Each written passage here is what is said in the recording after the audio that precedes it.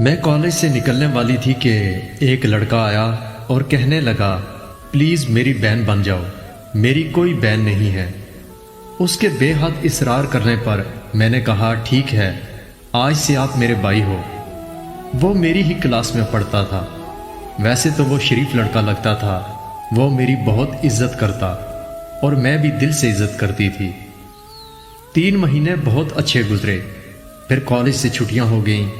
وہ مجھے کبھی کبھی میسج کرتا کہ بہن کیسی ہو، میں اسے رپلائی کرتی تھی۔ ایک دن اس نے مجھے میسج کیا کہ مجھے آپ اپنی پکچر دیں۔ میں نے حیران ہو کر کہا کہ آپ کیوں مانگ رہے ہو؟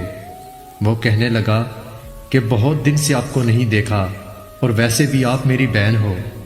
میں نے بھائی سمجھ کر اسے 2 پکچر سینڈ کر دی۔ پھر 5 دن تک اس نے کوئی میسج نہیں کیا۔ ایک دن میں نے اسے میسج کیا اور پوچھا کہ بھائی خیریت ہے، آپ ٹھیک ہیں؟ آپ کا کوئی میسج نہیں آیا تو میں نے سوچا بھائی کا پوچھ لوں۔ اس نے رپلائی کیا اور اس میں لکھا تھا خبردار آج کے بعد مجھے بھائی نہ کہنا۔ میں نے پھر میسج کیا کہ کیوں، کیا ہوا بھائی؟ اس نے پھر یہی رپلائی کیا کہ میں تمہارا بھائی نہیں ہوں، جب سے پکچر دیکھی ہیں میں تم سے پیار کرنے لگا ہوں، تم آج سے میری بہن نہیں ہو۔ میں نے پھر پوچھا کہ بھائی آپ مذاق کر رہے ہو نا؟ وہ کہنے لگا کہ کتنی بار کہا بھائی نہ کہو۔ میں نے غصے میں میسج کیا کہ آئندہ مجھے میسج نہ کرنا۔ دوسرے دن اس نے مجھے ایک تصویر سینڈ کی جس میں میری تصویر کو ایڈیٹنگ کر کے میرا چہرہ کسی ننگی عورت کے جسم پر اس طرح لگایا تھا کہ وہ دیکھنے میں کہیں سے بھی نہیں لگتا تھا کہ وہ ایڈیٹنگ کی گئی تصویر ہے۔ یہ دیکھ کر میں سن ہو گئی، سمجھ نہیں آ رہا تھا کہ کیا کروں، کس کو بتاؤں۔ اتنے میں اس نے مجھے کال کی اور کہنے لگا ویڈیو کال پر آؤ۔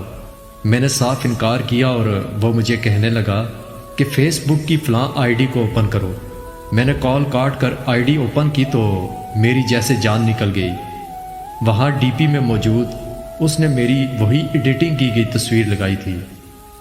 میں نے فوراً اسے کال کی اور کہا تمہیں واسطہ ہے یہ ڈیلیٹ کرو، تم جو کہو گے میں کروں گی، مگر اس طرح میری عزت نیلام نہ کرو۔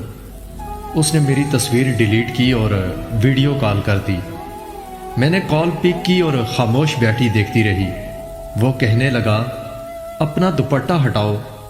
یہ سنتے ہی میں نے کال کاٹ دی اور رونے لگ گئی کہ کیسے بھائی بن کر وہ میری عزت نیلام کر رہا تھا۔